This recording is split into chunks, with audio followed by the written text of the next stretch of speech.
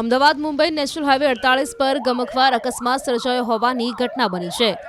સુરતના કોસંબા નજીક મુસાફરો ભરેલી લક્ઝરી બસ હાઈવેથી નીચે કોતરમાં ઉતરી જતા તમામ મુસાફરો બસમાં દબાઈ ગયા હતા। જો કે આ બનાવ અંગેની જાણ થતાં જ આસપાસથી પસાર થતા વાહન ચાલકો ઘટના સ્થળે આવી પહોંચ્યા હતા અને બચાવ કામગીરી હાથ ધરી હતી।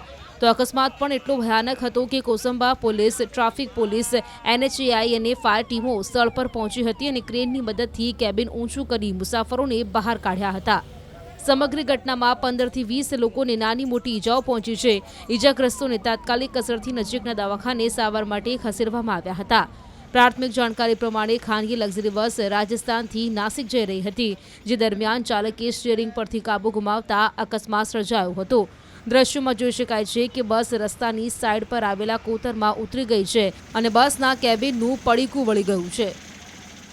હું હાલ રજા ઉપર હતો, ગામથી આવી રહ્યો હતો ત્યારે રસ્તામાં મેં જોયું કે આ લક્ઝરીને આવી ત્યારે એક્સિડન્ટ થયું અને રોડની સાઈડમાં ઉતરી ગઈ અને પબ્લિકની બૂમાબૂમ જોઈ એટલે મારી ફરજમાં આવતો હતો ફાયર ઓફિસર તરીકે, સબ ફાયર ઓફિસર તરીકે કે પબ્લિકને મદદ કરવી જોઈએ, એટલા માટે મેં ગાડી સાઈડમાં લગાવી અને પછી હું તેમની પબ્લિકની સાથે મદદમાં ગયો અને 30 થી 35 માણસો હતા અંદર, એમાં 10 થી 15 માણસોને વધારે વાગેલું હતું, બધાને સેફટી મુજબ કાઢ્યા।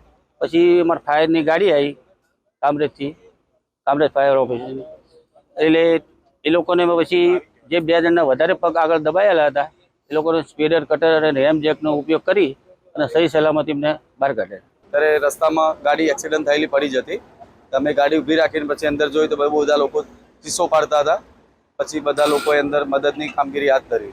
તમે કઈ રીતે એમ્બ્યુલન્સ ફોન કરી તો કોલ કર્યો? મેં પહેલા 108 ને ફોન કર્યો, પછી 1033 પર ફોન કરીને 108 ને બોલાવી। કેટલાક લોકો ફસાયેલા હતા અને કેવી એમના ઈજાઓ?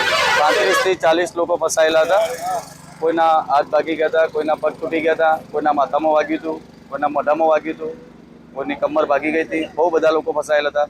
છેલ્લે 2 જણ તો આગળ ફસાયેલા હતા, બંનેના પગ તૂટી ગયા હતા।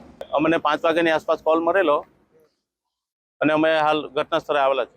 શું ઘટના છે? ઘટના સ્થળે આવીને જોયું તો 2 માણસ ડ્રાઈવરના ક્લીનર સાઈડ પર દબાયેલા હતા, એને 2 માણસને બહાર કાઢેલા।